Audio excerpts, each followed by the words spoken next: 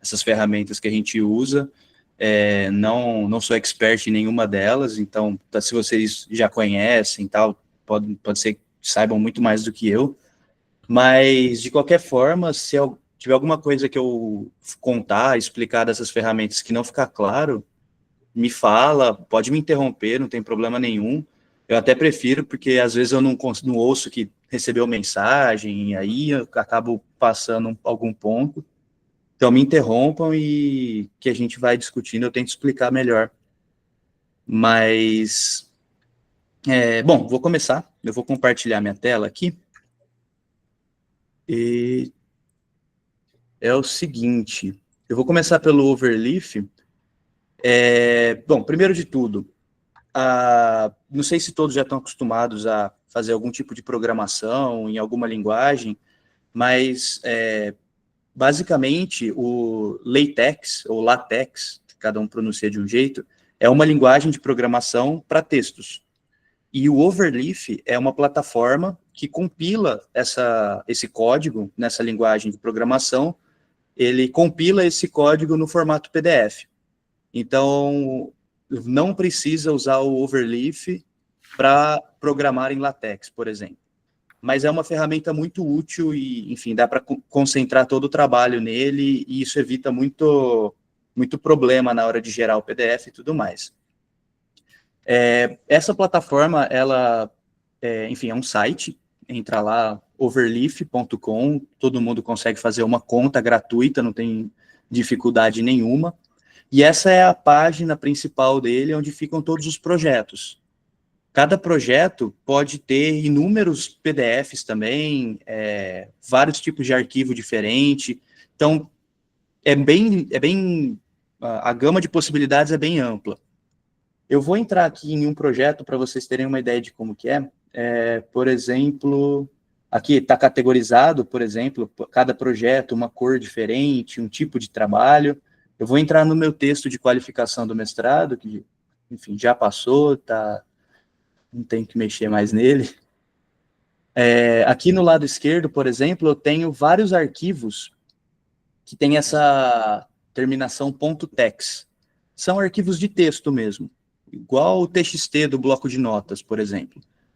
E em cada um deles eu tenho uma seção do meu trabalho. Então eu tenho o resumo em inglês, a tabela de símbolos, introdução, revisão, materiais e métodos, tudo isso está separado em arquivos diferentes. E aí eu escrevo o texto que eu quero, ou o conteúdo que eu quero que tenha no meu texto, nessa janela aqui, onde está tudo meio feio, com essas barras e chaves e tudo mais. Isso aqui é o código LaTeX, que a gente chama. Então, é onde eu coloco todas as configurações do meu texto. Filho, só uma coisinha. Tem como dar um zoom mais aí na sua tela? Está muito pequeno? Tá. Pelo menos para mim, está bem ruimzinho de ver. Se tiver a possibilidade de ter um zoom aí nessa... Especialmente lá onde tem os códigos aí. Ficou melhor? Ou mais um? Não, tá bom. Eu acho que tá bom. Não sei o pessoal aí. Se alguém tá bom para todo mundo? Para mim tá beleza. Eu consigo dar zoom também? A Elisa falou. Consegue. Se você colocar seu mouse no cantinho ali, ô professor, da tela do Igor mesmo, que ela tá projetando, tem um zoomzinho ali embaixo. Aí o senhor consegue dar o zoom. Ah! Nossa, obrigado, Elisa. Eu já te falei que essa menina é danada, Rony. Já te falei que essa menina é craque. Joia, obrigado. Desculpa interromper aí. Imagina. Então, essa parte esquisita aqui do lado esquerdo é o texto, o código em LaTeX. Como que ele funciona?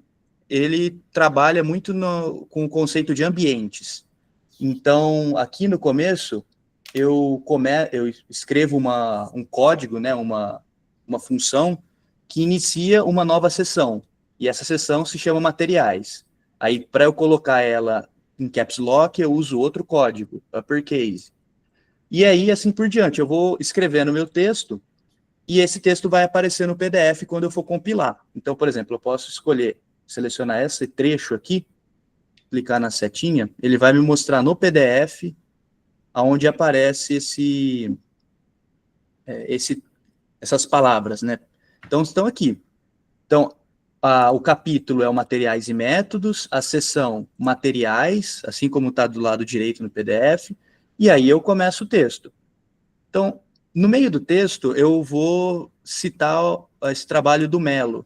Então, eu coloco um outro comandinho para escrever o et al, e eu coloco a referência como um comando também. Então, eu cito esse código aqui que eu escrevi, Mello 21 tese, Mello 20 Paltech, que é o nome da revista Power Technology. Isso daqui é uma das coisas mais mágicas dessa linguagem. Você consegue fazer as referências, você não precisa se preocupar com a sequência com que elas aparecem no seu texto. Você cria uma referência no seu documento de referências, você cita ela no seu texto, e ele automaticamente ordena elas por ordem cronológica, que aparece no texto, por ordem cronológica de publicação, por ordem alfabética, e isso já vai ser citado da maneira que a revista pede, por exemplo. Então, isso facilita muito o trabalho. No geral, essa é a parte mais trabalhosa, você colocar os comandos certos, configurar o seu texto para fazer ele representar o que você quer. Não é igual o pacote Office que você vai fazendo e vendo o resultado ao mesmo tempo. Aqui você escreve do lado esquerdo, clica em recompilar e ele vai mudar o seu PDF, gerar um novo PDF com essas novas configurações que você colocou. Ele não baixa o PDF toda vez, isso é uma coisa que não precisa fazer. Você pode vir aqui e baixar o PDF quando quiser, mas ele fica tudo na página da web, não fica ocupando espaço. Vou partir para essa parte, porque eu falei das citações, que é também uma coisa interessante, que nesse trabalho da minha qualificação, eu tenho um arquivo de bibliografia. Então, é um bibliografia.bib. Nesse arquivo, nesse texto, eu só coloco as referências bibliográficas. Então, aqui é um livro, o código dele vai ser Callister 2007 Materials. O título do livro, quem é o autor, o volume, o ano, quem publicou. Beleza, finalizei essa citação. Outra citação, eu read, 1995, processing. Coloco o título, o autor e assim por diante. O artigo, esse aqui está lá, de exemplo só, não usei esse caso. Isso é interessante. Esse artigo está na minha biblioteca e eu não citei ele na minha qualificação. Então, esse artigo não vai aparecer na minha referência, em momento nenhum. Isso faz com que toda essa lógica de citações fez com que a gente migrasse, ao invés de cada trabalho do grupo ter um arquivo de biblioteca diferente, nós criamos um arquivo de biblioteca compartilhado, que é o MEC é o nome do nosso laboratório. E é um arquivo que ele foi importado nesse projeto, mas eu tenho acesso a ele. Deixa eu mostrar para vocês. É esse arquivo aqui. Ele tem exatamente, vamos lá, 16.200 linhas. Aqui estão todos os trabalhos que a gente cita em quase todos os nossos trabalhos. Então, as referências clássicas do tema de prensagem de pós, que é um tema recorrente nos nossos trabalhos, estão todas aqui. Eu não preciso buscar novamente no Google como que faz a citação, porque está tudo padronizado. Então, esse arquivo aqui de texto tem todas as referências, nós criamos regras para cada referência que você vai adicionar. Você adicione no formato adequado, temos as regrinhas aqui, ó, é o sobrenome do autor, o ano de publicação e a primeira palavra do trabalho. Quando é livro, cita desse jeito. E assim por diante, para padronizar. E agora a gente importa essa biblioteca em outros trabalhos e eu só preciso citar com o mesmo código e está tudo certo. Lá no final vai aparecer a citação da maneira correta, o nome do autor configurado, sem erro de acento, vírgula, tudo bonitinho. Isso facilita bastante a vida de todo mundo, porque uma vez colocada a citação, ninguém mais precisa recolocar e configurar ela e conferir se está saindo certo. Esse é o ponto 1 do trabalho em equipe que o Overleaf ajuda bastante.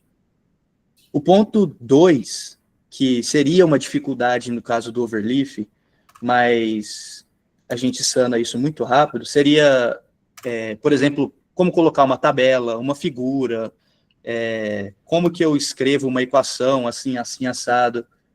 Tudo isso a gente aprende na prática, fazendo, mas principalmente usando inteligência artificial. Não precisa quebrar muito a cabeça. Eu posso vir aqui por exemplo, no DeepSeek, que a gente gosta de usar bastante, e pedir para ele, escreva, ou melhor, eu vou pegar uma tabela, deixa eu ver, tem alguma informação interessante? Tabela de alguma informação que vocês têm usado bastante? Só de um exemplo qualquer.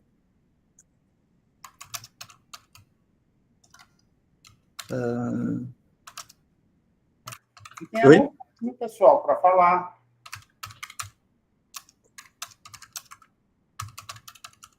Tabela de densidade de fósforos.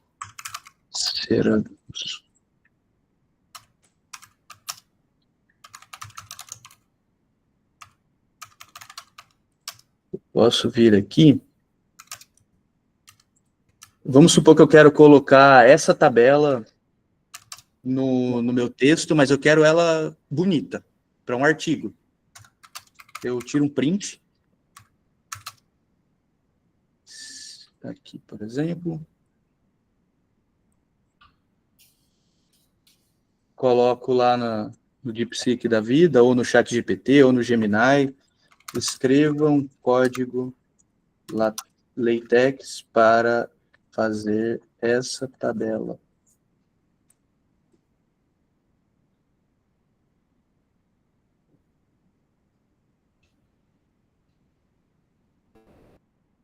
E ele vai me mandar o código, eu copio lá no meu texto, mando compilar e já era. Vai funcionar. Talvez tenha uma ou outra correção que tenha que ser feita, mas enfim.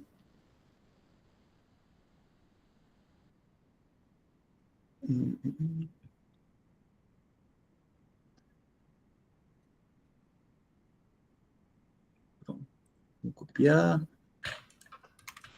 Deixa eu criar um arquivo novo.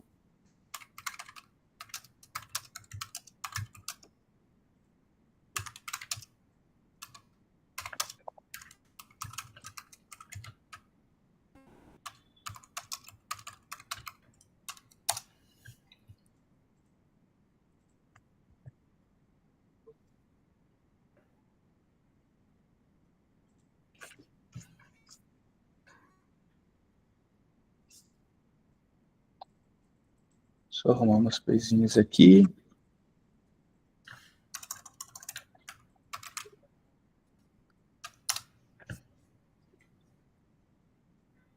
Ver se está tudo certo.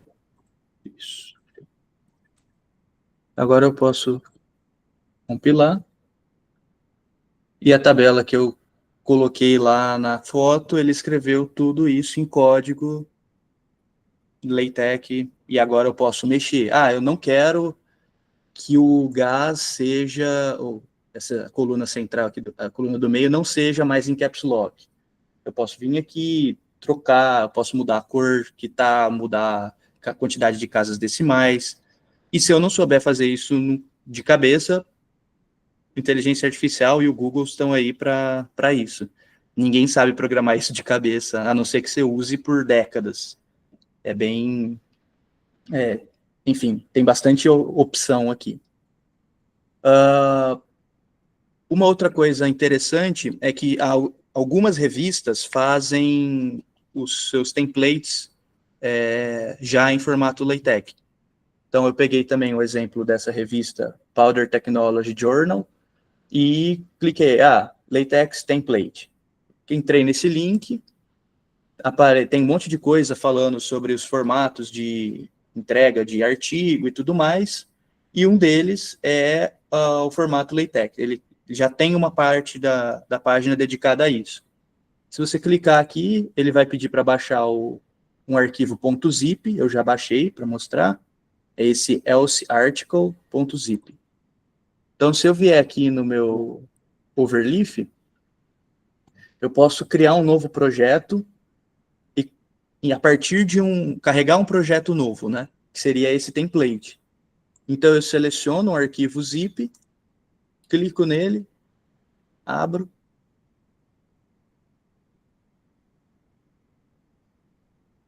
Ele vai demorar um pouquinho.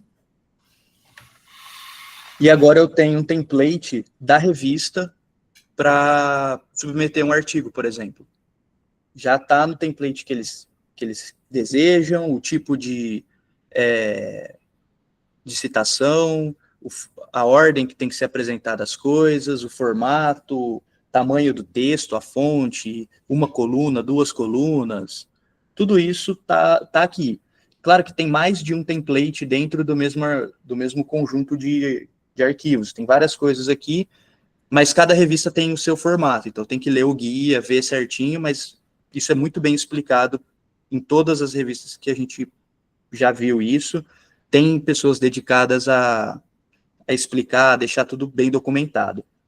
Então tá aqui o template, ele vai te falar, enfim, o que são cada pedacinho, cada código, ele vai explicar, por exemplo, vamos descer um pouco, onde vai o nome do autor, o título, a filiação desse autor, aonde deve começar o seu resumo, aí você vai estar abstract text. Então, vamos ver onde que está aparecendo aqui no PDF.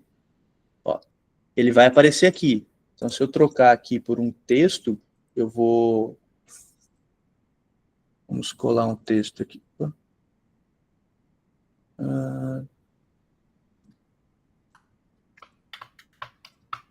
Eu vou copiar esse texto aqui. Vou substituir. Se eu recompilar, ele vai substituir esse texto no meu PDF. Perfeito? Então, enfim, os highlights que aparecem que aparecem antes, na verdade, estão aqui, a palavra-chave, o exemplo de uma sessão nova, quando você quer citar uma sessão, você pode dar um nome para ela, chamar de sec1, por exemplo, e aí quando você fizer uma referência, você não precisa saber qual que é a sessão que você quer referenciar, é a 3.1 ou a 3.2. Você referencia o nome dela e o número vai aparecer como consequência de quantas sessões apareceram antes. O código vai pensar isso para você. E assim por diante. Ele dá um exemplo da parte matemática, que é muito interessante, caso vocês forem usar equações, e para organizar as equações, e elencar, enumerar elas, você tem várias formas de fazer isso. Então, você pode colocar uma equação com número, sem número, uma equação com mais de uma linha e com mais de um número. Então, em cada linha tem um número diferente para você referenciar, ou uma equação com mais de uma linha, mas com uma referência só, sem referência, como fazer tabela, incluir figura, tudo isso já vem no template da revista, então já ajuda na hora de se familiarizar com essa linguagem. E, por último, vou mostrar um pouco do que dá para ser feito com muitas pessoas. Aí já é uma questão de ter o Overleaf na versão paga, mas aí eu mostro isso no final, tem a versão estudante também. Mas quando a gente está nessa versão premium, entre aspas, nós podemos fazer o trabalho multiusuário com comentários e com o histórico sendo salvo, o histórico de alterações. Então, por exemplo, nessa seção que eu estou, a gente tem algumas alterações aqui, nesse trecho, por exemplo, da minha imagem. Vai aparecer aqui. A gente estava discutindo sobre qual seria a melhor legenda para a imagem. E aí, veio aqui as sugestões, o Rodrigo adicionou, entre parênteses, 2D, então está numa cor diferente. Essa adição também, então, ó, essa foi feita por mim, eu tirei um pedaço, uma frase e completei com outra. Isso daqui fica registrado no arquivo, todas as alterações, todos os históricos, as sugestões. Então, eu posso vir aqui e fazer um comentário sobre essa alteração.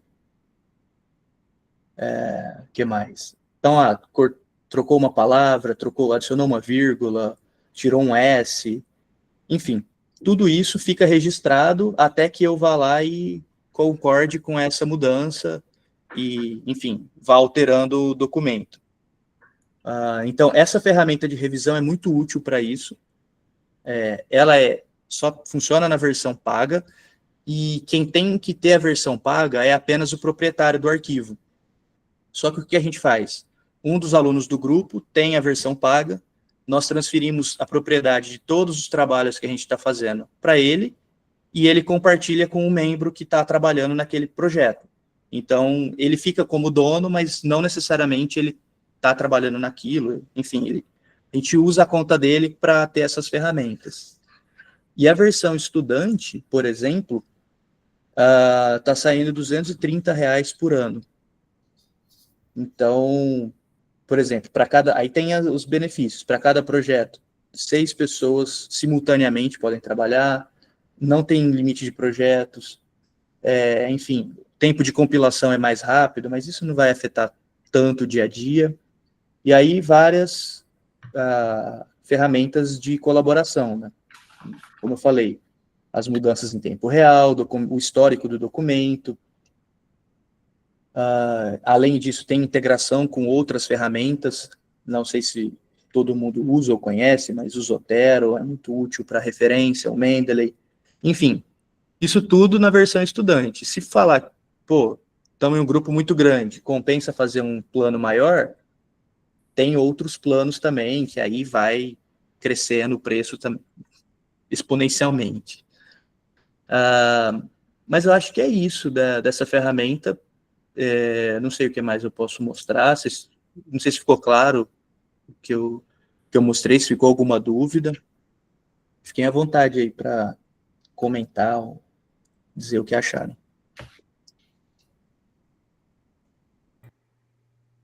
Se me permite, Igor, não sei se você está vendo a tela inteira. Estão me ouvindo, não? Sim, sim. Eu uso o LaTeX faz bastante tempo já, né? Você falou décadas, é o meu caso, né? Faz uns 20 e poucos anos que eu uso.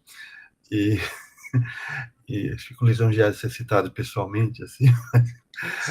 Eu usava local, né? Eu usava Mictec, compilava localmente e tal. Eu lembro que a primeira pós-doc foi lá sugerir a gente usar Overleaf. Eu falei, não, é too user-friendly, como a gente vai usar uma plataforma que não é raiz e tal? Mas ele tem umas facilidades boas, assim, né? Uma das coisas que eu testei que funciona bem é a integração com o Zotero. A gente, normalmente, os projetos está fazendo a gestão. Zotero é um aplicativo de gestão de referências, né? Para quem não conhece, ali do tipo do EndNote, né? Que você tem uma opção de ferramentas, ele é bem mais completa, e a integração com o Overleaf é muito boa, assim, na verdade, 2 integrações que eu vi que são muito boas é do Zotero para o Overleaf e também do GitHub, né? Quem tem lá projeto no GitHub, você consegue integrar e ele, você dá acesso ao teu repositório, ele tira e coloca muita coisa interessante. Mas dentro do espírito do que a gente está vendo aqui, eu acho que uma contribuição que eu acho que é interessante, eu tenho pedido, eu tinha lá meus modelinhos faz muito tempo e tal, mas eu comecei a aperfeiçoar eles muito usando os LLMs aí, e um dos que eu percebi que eu tenho o melhor resultado quando eu peço alguma atualização é o Claude. O da Anthropic ali, ele realmente é muito bom para gerar qualquer código, LaTeX fica muito bom nele, né? E assim, às vezes você fala, faz um cabeçalho assim, muda assado, tal, falando pedindo, por exemplo, para construir uma tabela, eu comecei a dar umas instruções assim, bem simples. Às vezes eu estava concluindo um artigo, que era uma revista, que tem um formato lá meio da tradicional área de economia. O que eu comecei a fazer foi simplesmente pedir para o Claude fazer uma tabela no estilo da publicação tal. E ele traz, assim, eu não sei se eu consigo compartilhar, mas assim, por exemplo, tem Por favor. esse artigo que a gente estava trabalhando, essa tabelinha que está à direita lá, eu não fiquei codificando linha por linha assim. Você percebe a sofisticação dela ali, né? De estar. Tem painéis, tem um rodapé muito bem construído. Às vezes ele erra ali o alinhamento, mas não, de uma forma geral, isso aqui é de uma única vez, né? E funciona bem. E, às vezes também o que eu tenho feito é quando o resultado não é bom aqui numa tabela ou numa figura que eu estou tentando fazer usando o LaTeX diretamente, eu peço para ele gerar um código R para fazer alguma figura, algum gráfico. Então, por exemplo, esse aqui, ó, não sei se dá para ver, eu estava fazendo uma análise, fiquei discutindo com o Claude ali e pedi, faça um gráfico para mostrar isso com uma cara muito boa, sabe? Meio que isso que eu pedi. E ele preparou esses 3 painéis, um código R. O código R pediu, fala, instale, teste se eu tenho os pacotes necessários no R, se não tiver, instala, né? Eu fiz alguns deles, eu acho que tem uma segundo gráfico também feito. Esse aqui. Esse aqui eu também pedi para fazer. Eu achei que ficou com uma cara ótima, ele ficou com uma cara bem de publicação mesmo, né? Esse está simplesinho, né?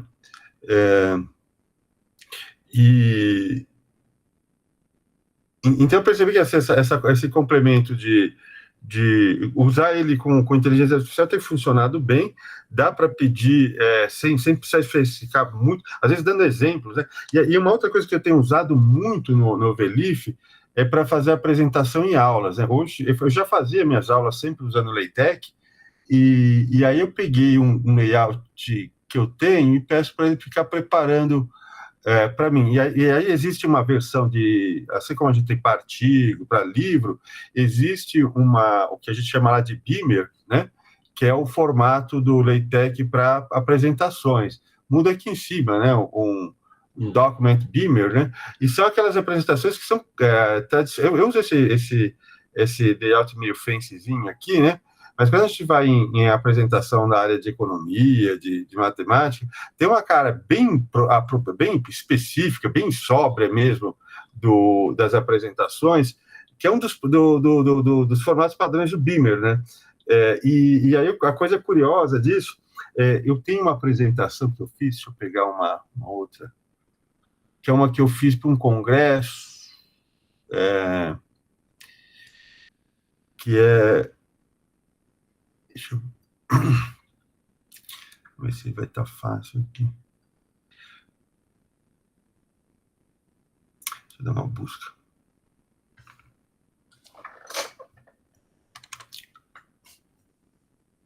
Não.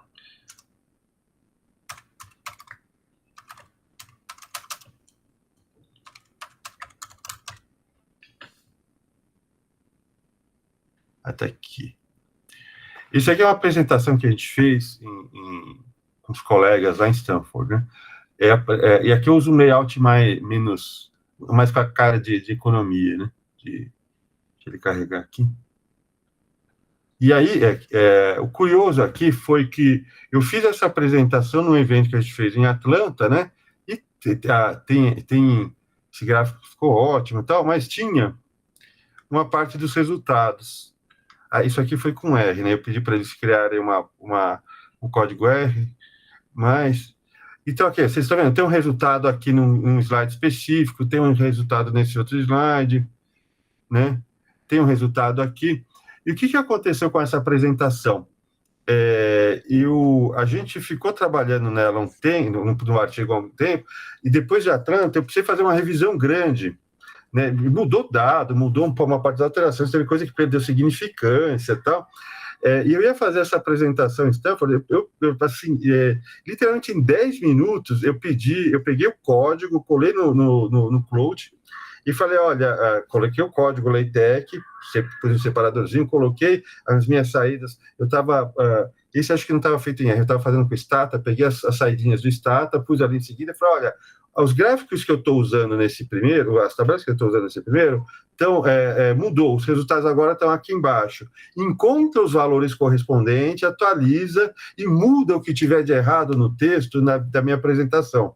Ele alterou a apresentação assim, de encontrar qualquer tabela, percebendo ali anterior e novo, trocou lá, reformatou aqui, desvio padrão, nível de significância, os R quadrados, etc. E aí foi lá onde eu tinha dito, olha, que é marginalmente significante, colocou significante a tanto, não é significante, e assim, eu conferi, porque às vezes ele faz umas bobagens, né? Mas eu fiquei impressionado porque uma das vantagens é que alguns desses modelos com o GPT funciona bem também, mas com o Claude, para mim, acho que funciona de uma forma impressionante.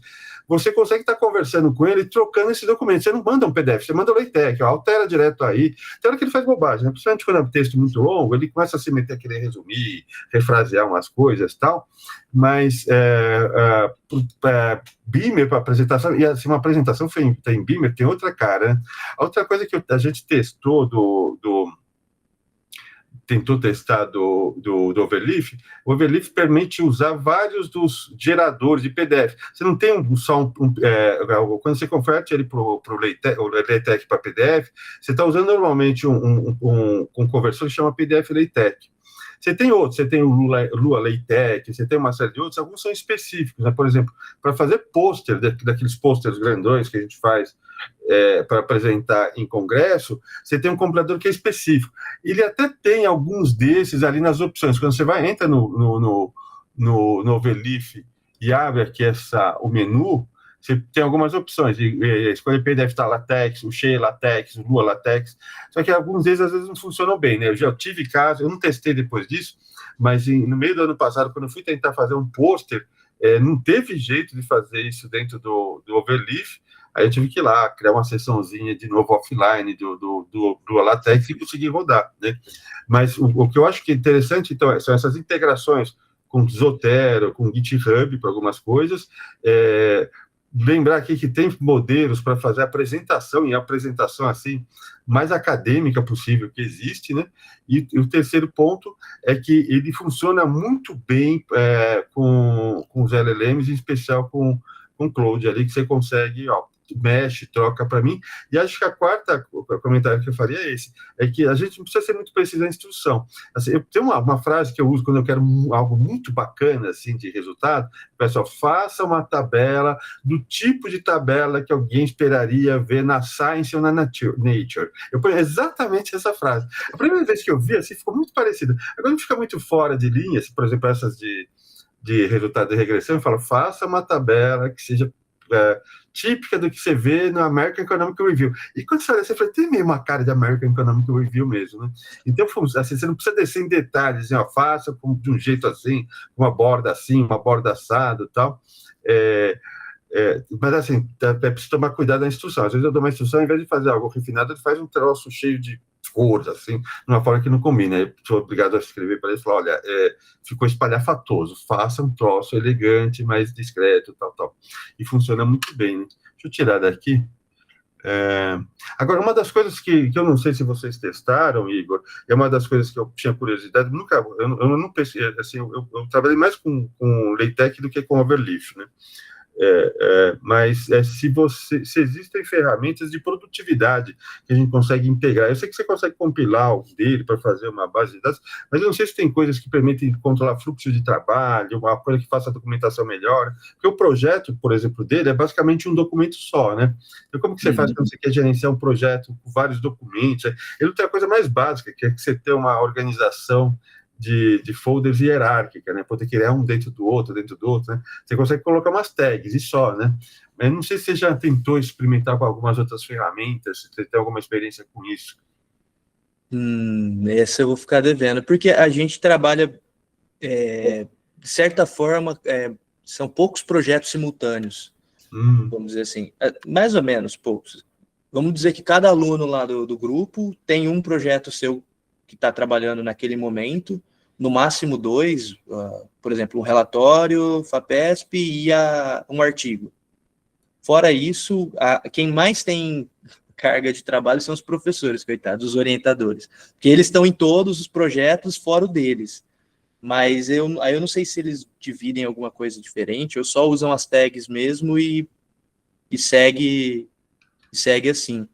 Mas como no grupo nós somos até uma quantidade reduzida, são 2 professores e 5 alunos de pós-graduação, 4 alunos de pós-graduação. Então, até dá para a gente gerenciar manualmente, né? Eu comecei a escrever tudo em LaTeX, né? Então, assim, meu Overleaf tem 497 documentos agora. E aí começa a ficar... Porque eu faço aula, eu faço apresentação para cada aula de cada disciplina direto nele, cada projeto, eu faço crítica de artigo num documento LaTeX separado. Porque a pessoa recorta e cola, se precisar e tal. Mas aí vai ficando difícil de gerenciar, né? Você imagina, isso, não sei se você repara, tem 497, isso é literal mesmo, isso tem muita repetição e tal, mas de vez em quando eu tenho que entrar lá, ficar agrupando, juntando, e eu sinto falta de uma ferramenta que desse mais... eu tenho a impressão, mas aí acho que é mais caro o molho que a galinha, né? É que se você criar num servidor seu, a partir lá do código aberto dele, você consegue colocar outra coisa. Mas aí não é um negócio que você faz para você, né? Aí você precisa de alguém fazer. Eu imagino que alguém alguma hora vai fazer, né? Porque nessa parte de gestão ele é precáriozinho, então eu estava querendo ver se tinha alguém com experiência assim, de gestão. Eu não sei se funciona essa integração que você comentou com o GitHub, eu não sei se seria para implementar algoritmos no arquivo PDF, ou se serve para salvar os próprios textos. Talvez no GitHub funcione. Eu não sei se, assim, eu estava querendo ouvir se alguém que usa GitHub mais tem, porque eu sei que tem integração, eu tenho lá meu GitHub, que é deserto, né? É uma coisa bizarra. Eu fui programador C, mas faz 40 anos, né? E aí eu estava querendo pôr meus fontes ali e tal, mas eu não uso bem. Então, eu não sei se alguém que usa bem GitHub conhece lá uma forma de gestão, ou se é só para, assim, documentação, sei lá, para fazer o databook de um projeto só. E aí ele só vai lá pôr um PDF teu no GitHub. Eu não sei como que é essa integração, né? Tinha muita curiosidade de ver alguém que tivesse tentado trabalhar com ele e tivesse feito isso. O GitHub a gente tem almeja começar a usar ele, mas daqui a um tempo ainda, a gente não está com tempo nem cabeça para começar a mexer nele, mas aí seria para guardar os nossos códigos do laboratório mesmo, porque a gente tem muita coisa feita em casa, muitos algoritmos próprios, e a gente fica versionando cada um do seu jeito, faz uma modificação para rodar no seu problema, e no final, depois de 2, 3 meses, os códigos são irreconhecíveis. E aí a gente precisa voltar um pouco e criar essa rotina. Mas eu acho que o GitHub é meio hábito mesmo. Quem usa muito diz que, enfim, depois que você pega o hábito, vira uma parte de você, né? Você vai salvando tudo ali, tem tanta consciência de como está salvo, de como que está comentado as suas alterações no código, que não vive sem. Mas eu não sei como funcionaria mesmo para o LaTeX. Vocês têm projeto... Qual que é o departamento teu aí? O departamento de engenharia de materiais. Ah, tá. E aí vocês programam, o que vocês têm de algoritmo pronto, é algoritmo o quê? Para ensaio, para essas coisas? É isso? Então, o meu laboratório é um laboratório que está na fronteira da experimentação, do experimento físico para o virtual. Então, a gente trabalha com a simulação de um experimento, faz o experimento in situ e compara esses dados para criar os modelos do material, conseguir ajustar os parâmetros de modelo. A gente tem umas ferramentas que usam imagens, que a gente tira fotos durante o ensaio, por exemplo, o experimento, e usa essas fotos para calcular campos de deslocamento, deformação do material, extrair mais informação de um ensaio só. Então, a gente tá nessa fronteira aí do experimental com o computacional. Aí, usar Python e MATLAB é rotina. Python e MATLAB que vocês usam. Eu tô imaginando qual que era a ferramenta que usava para tirar essas... Mas aí já estamos saindo do assunto, né? Eu trazer só essas 3, 4 palpites aí, 4 contribuições. Obrigado, professor Ivan. eu queria ver, filho, se é possível você falar um pouco sobre como que vocês controlam o fluxo de trabalho dentro do laboratório, considerando que vocês têm diferentes pessoas trabalhando em diferentes projetos simultaneamente, e uma coisa que me chamou a atenção aí é que vocês têm uma prática, e é uma questão do grupo, né, do perfil organizacional do grupo, para cada projeto, em determinados momentos, vocês trabalham em equipe. Então, uma coisa que, por exemplo, o Igor já me relatou mais de uma vez, é que eles fazem meio que um mutirão. Olha, fulano vai entregar a versão da qualificação do doutorado, do mestrado. Todo mundo, quando chega na reta final, trabalha junto. Olha, tem um prazo para entregar um relatório da FAPESP ou de qualquer outro órgão de fomento. Então, senta todo mundo, se concentra no trabalho ali. Então, o que eu achei interessante é esse trabalho conjunto e como que vocês controlam esse fluxo, entendeu? Tá. Eu já lembrei que é sobre essa ferramenta, mas só sobre essa questão do mutirão, força-tarefa que a gente faz. Inclusive, a gente está em uma força-tarefa agora. Um dos alunos de pós-graduação, que inclusive está trabalhando na USP aí já, em Ribeirão, ele tem um prazo para entregar o doutorado dele agora em novembro. E só que alguns ensaios, alguns experimentos ficaram por fazer, e então a gente vai fazer ele agora no final desse mês.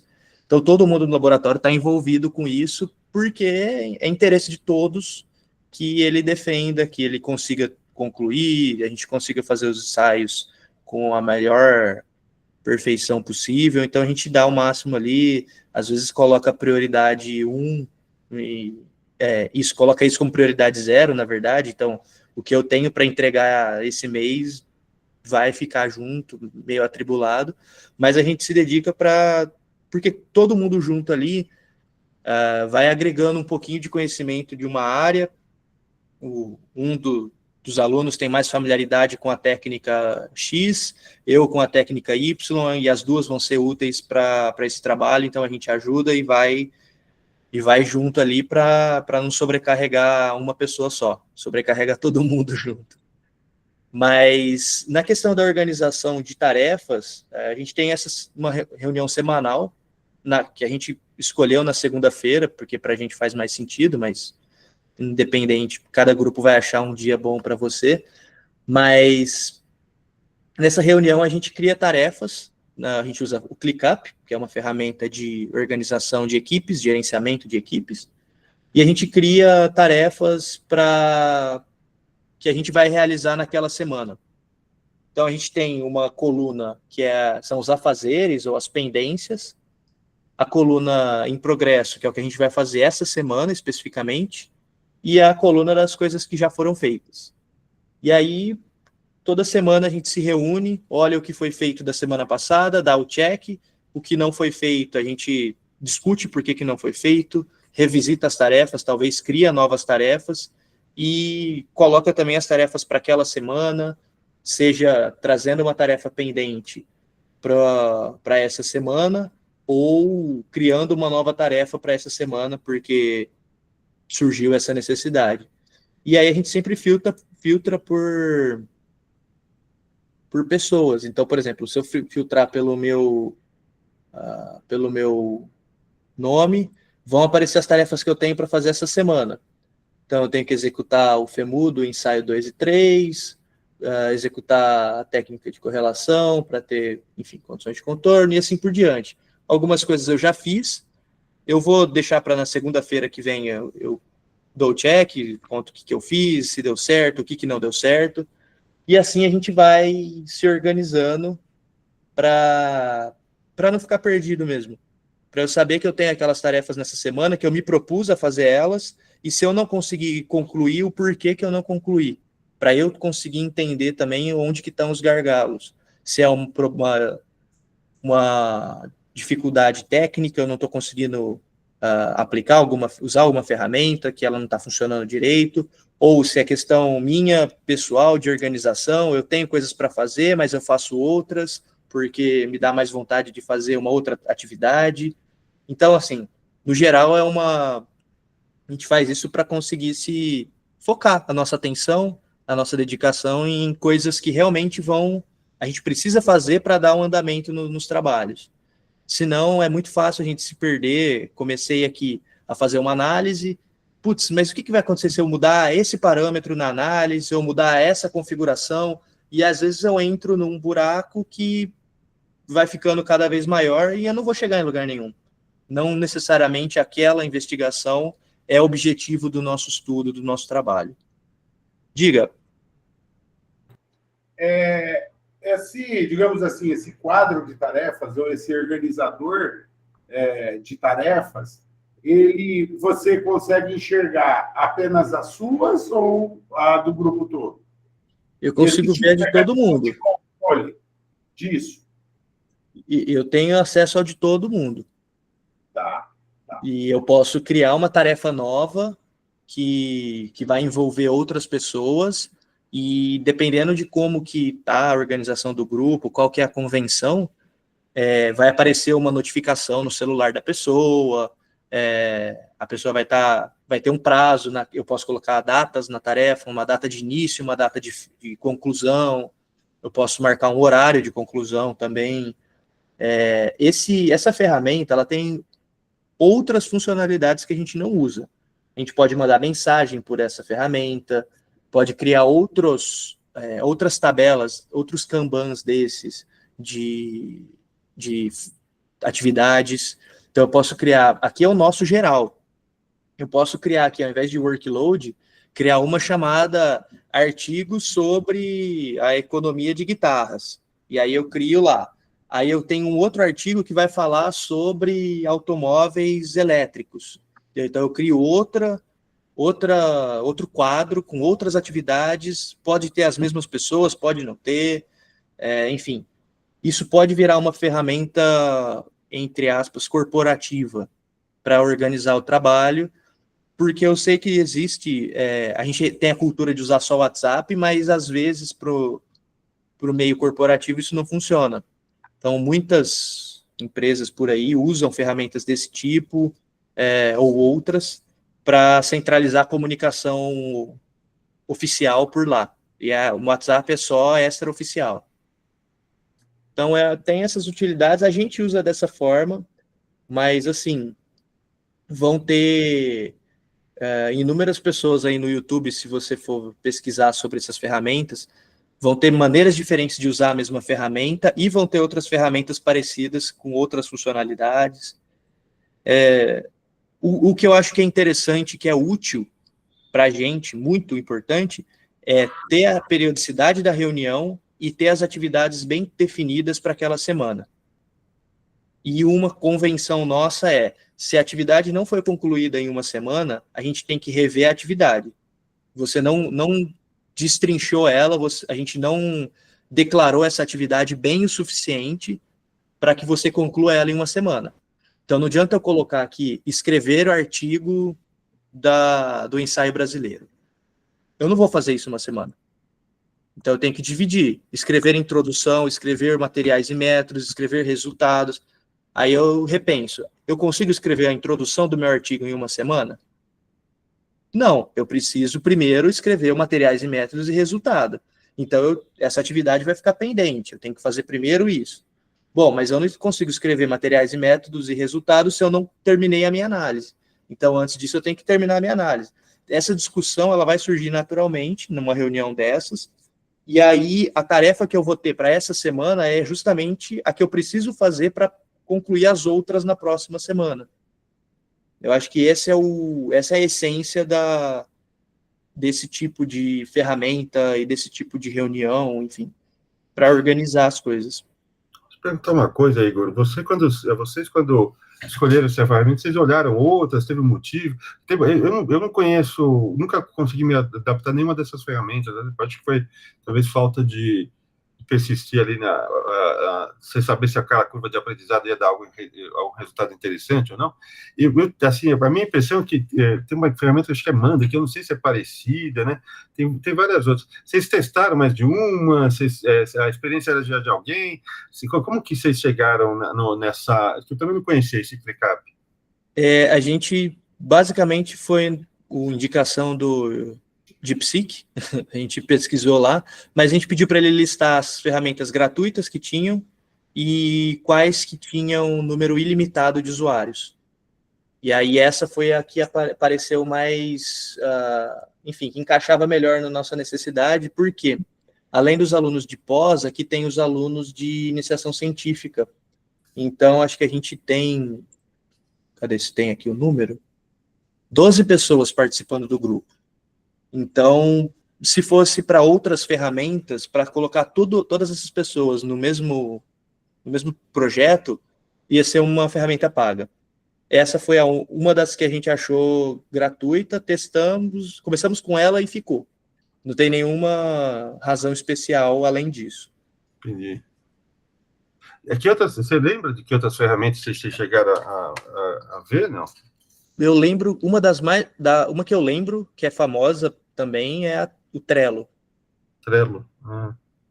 Mas ele tem também um limite pequeno de pessoas para participar, se não me engano. Mas ele é muito bom, principalmente para fazer esses quadros Kanban, né? Ficar fazendo as tarefinhas, arrastar para lá e para cá. Ele é bem útil e bem amigável a interface. Eu não sei se eu tenho conta nele para mostrar, acho que não.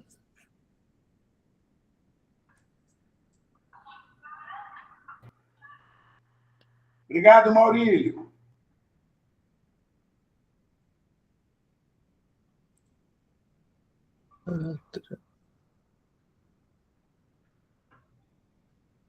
Eu não vou, acho que eu vou ter que fazer uma conta para entrar aqui. Não, enfim, Mas, enfim. Eu entendi. Queria só saber se vocês tinham algum... Qual que foi o critério e tal, que vocês tinham testado, não? Isso. É mais esse, talvez seja uma coisa interessante para se olhar, quantas pessoas vão participar do projeto e qual ferramenta comporta. Acho que essa seria, para a gente foi um gargalo. E talvez daí dá para começar uma busca, porque eu sei que tem muitas, assim, de balde, essas ferramentas.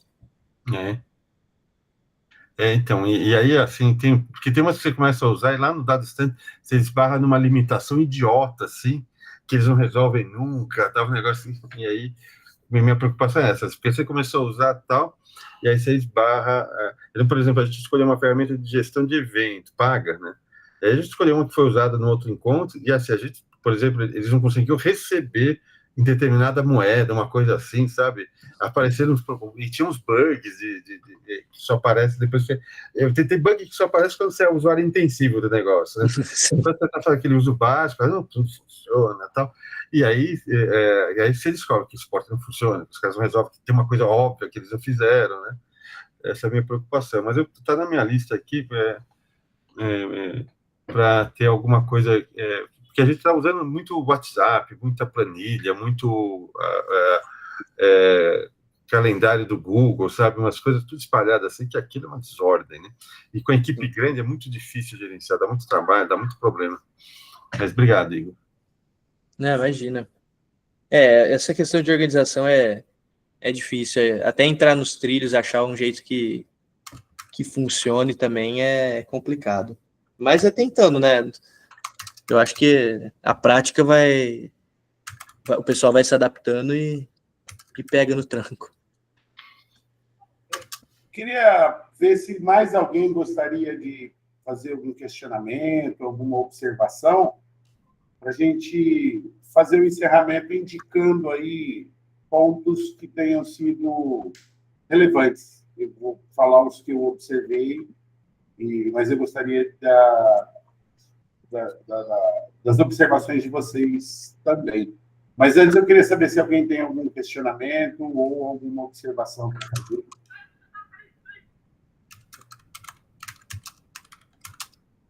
Não? Olá, olá. Oi, Rony, oi, Ivan, Ana, Tainá, Igor, parabéns. Muito obrigada pela apresentação e por estar disposto aqui a conversar com a gente. Na verdade, só queria cumprimentar todo mundo agora à noite, assim. Eu já conhecia já conhecia principalmente essas ferramentas de trabalho em grupo. Eu costumo usar o Toggle também, TOGGL, eu acho.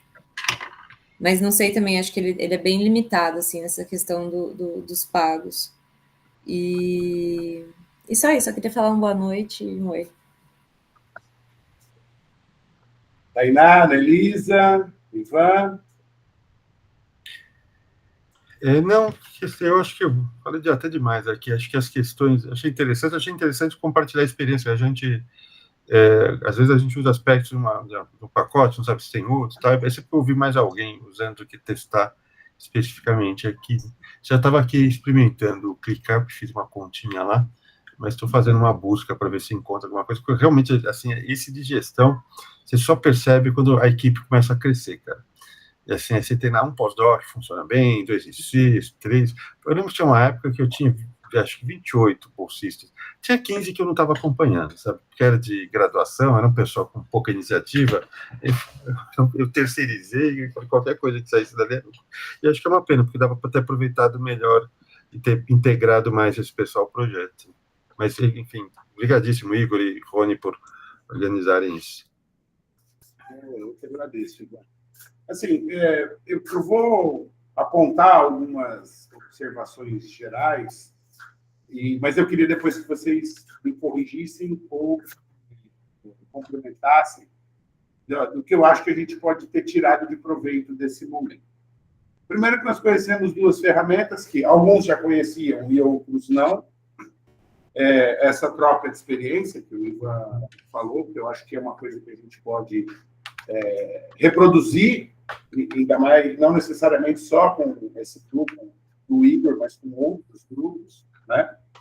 Uma coisa que chamou a atenção é que, tanto numa ferramenta quanto na outra, ou até para trabalho, os mecanismos, as convenções que o Igor mencionou, convenções de grupo, acho que tem uma curva de aprendizagem aí que a gente tem que percorrer, não só em termos de tecnologia, mas em termos de gestão do grupo, especialmente considerando que tem nós estamos no projeto que tem um grupo grande e um projeto longo, né?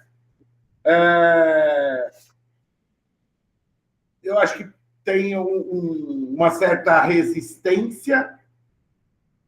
Assim, quando o Igor mostrou ali o LaTeX, o Overleaf, que talvez para ele seja um mundo normal, um mundo, digamos assim, amigável ver aquele monte de código. Quer dizer, quando vai para a nossa área, tirando algumas exceções aí, pessoas que estão mais próximas da tecnologia, eu acho que causa uma certa, digamos assim, as pessoas ficam meio... eu não vou me entender bem com isso de antemão.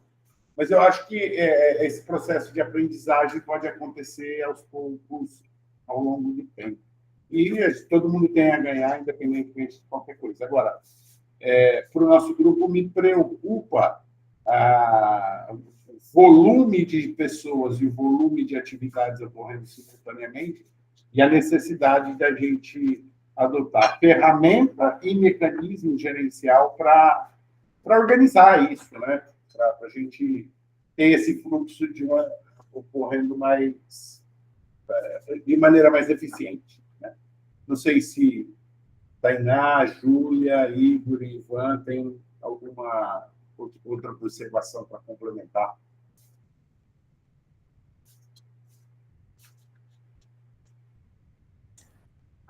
Eu acho que... bom, eu já falei bastante, mas talvez uma outra coisa que eu comentei brevemente, mas pode ajudar, principalmente por ter muita gente envolvida, é centralizar o fluxo de informação em uma ferramenta que não seja o WhatsApp. Isso é uma coisa que muitos projetos fazem. É muito mal recebido pelas pessoas no início, mas depois facilita. porque você não mistura as coisas. O que é conversa fora de hora, o que é assunto importante com o que não é, enfim. Isso ajuda muito a distinguir uma coisa da outra e organizar os grupos de trabalho, as equipes, os projetos, enfim.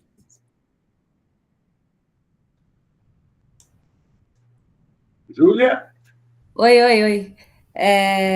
Eu fiquei pensando enquanto o Igor falava sobre o Meet.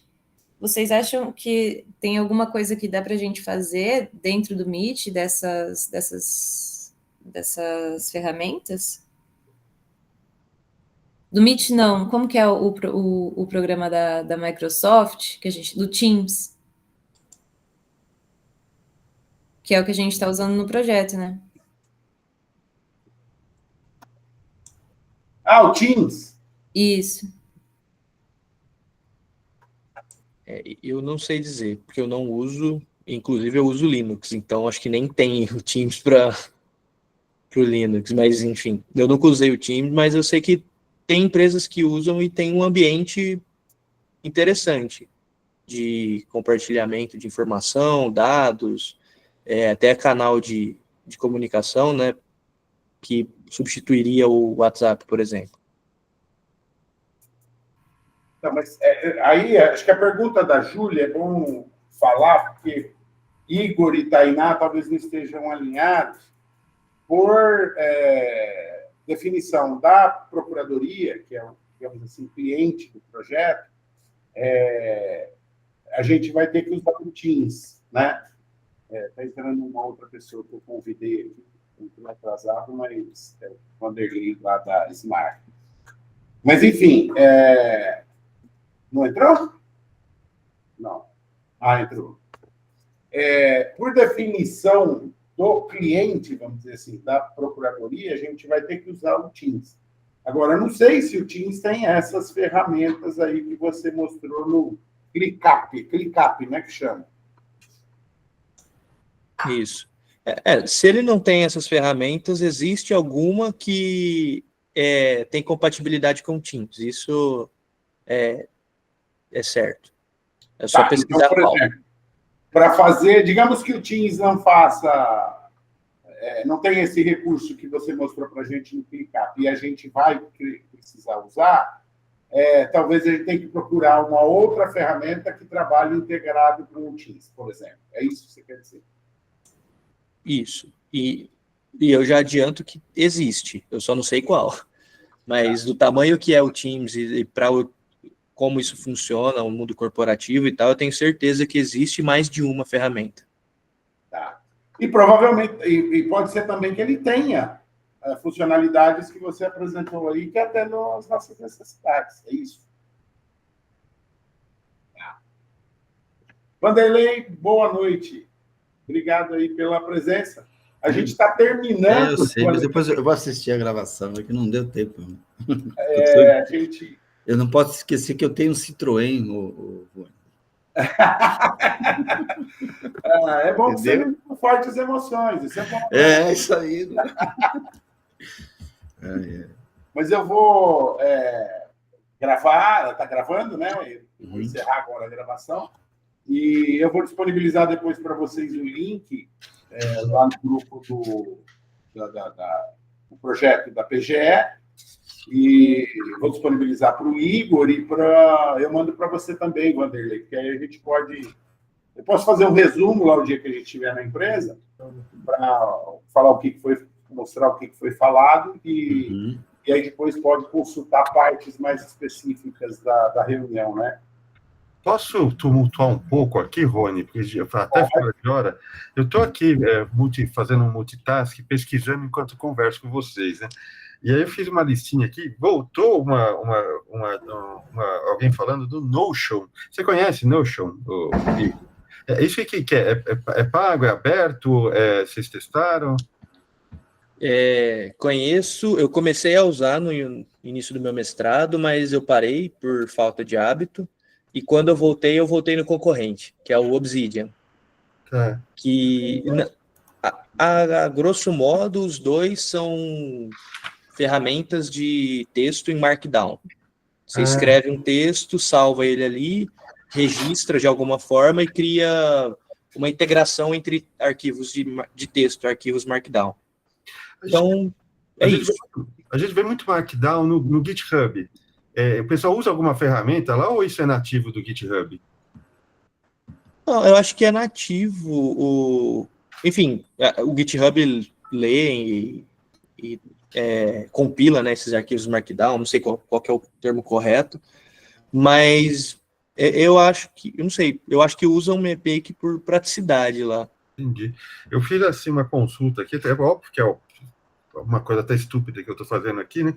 Mas aqui no final, porque os LLMs te conhecem um pouco, né? Eles têm alguma intimidade com você.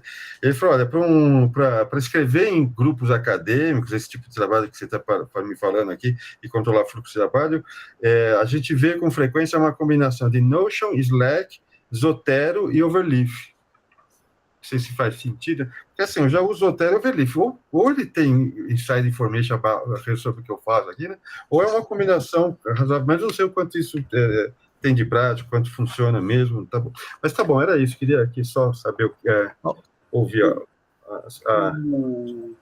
O Notion eu não sei, mas eu uso o Obsidian porque eu consigo importar minhas notas do Zotero. Eu não sei se... Eu vou te mostrar aqui, vou compartilhar essa tela. Eu estou com o meu aberto. Por exemplo, todos os artigos que eu leio lá no Zotero, eu grifo, faço um comentário sobre algum trecho, e aí, por exemplo, eu importo ele para o meu Obsidian, e ele traz todas as informações desse artigo e o que eu citei. Então, aqui eu citei esse trecho, eu posso... Aqui, sei lá, eu nem sei o que eu citei. Aqui. Importante, esse ensaio brasileiro manter uma geometria simples e investigar essa fonte. E se eu clicar aqui, ele vai abrir no Zotero, ele abriu aqui o Zotero na citação que eu fiz, entendi. No comentário que eu fiz. Então, está aqui, está comentado essa nota, esse trecho e essa referência. Então, ele tem essa integração. Isso é bem útil para você compilar suas notas e, enfim, a revisão bibliográfica. Então, eu marco num texto, isso aqui é interessante para tal parte do meu trabalho. Importo isso no Obsidian e eu posso pegar esses trechos e compilar, escrever um pedaço, um parágrafo, e dali eu jogar para o Overleaf, por exemplo. Perfeito, entendi. Obrigado, Igor. De nada. O Obsidian é um organizador de uma bagunça, né? Ele é muito bom. Eu também... Quem usa muito diz que é o segundo cérebro, né? É muito interessante. Eu sempre gostei de usar árvore, mapa mental, mas ela era muito estático. E o Obsidian permite fazer uma inter-relação, links, que impressionante. Eu fiquei até assustado, porque, se eu perder isso, e agora, o que eu faço? Não, é muito bom. Eu ainda não me adaptei. Ele está tudo gratuito, ou ele tem uma conta que você paga? Você paga a versão premium e ela permite você sincronizar. Então, você pode ter o mesmo Obsidian sincronizado em mais de um computador, no celular, no tablet. Meu co-orientador, por exemplo, ele faz isso porque ele usa o Obsidian, por exemplo, ele vai fazer banca de mestrado, banca de doutorado. Ele lê no tablet, faz os comentários, importa isso para o Obsidian, no Obsidian ele faz outros comentários, resume, apresenta o trabalho que vai ser avaliado, escreve as perguntas. Então, ele tem esse fluxo de trabalho, tablet, computador, enfim, leitura, por aí vai. Teve gente, um grupo que eu participo de discussão, não sei se em alguns é discussão, outros é propaganda, mas às vezes é interessante, de IA. E eles indicaram, até eu falei hoje no grupo aqui na Smart, de experimentar. A gente estava procurando uma ferramenta para gestão de projetos, né? Trabalho com muitas pessoas na equipe, e parece ter uma integração interessante com o IA, que é não sei se vocês conhecem, o Dart. Dart, D-A-R, deixa eu escrever aqui, Dart. Ele tem, até vou experimentar, para 4 usuários ele sai de graça, mas claro que a intenção é ter uma equipe grande, então eu vou experimentá-lo. Eu não cheguei a tentar fazer nada com ele, então só estou falando aqui de passagem, porque alguém lá no grupo disse, já usei Trello, já usei não sei o quê, então no final, esse que foi me deu mais ganho em termos de facilidade, flexibilidade, né? E ferramentas para eu poder utilizar o IA.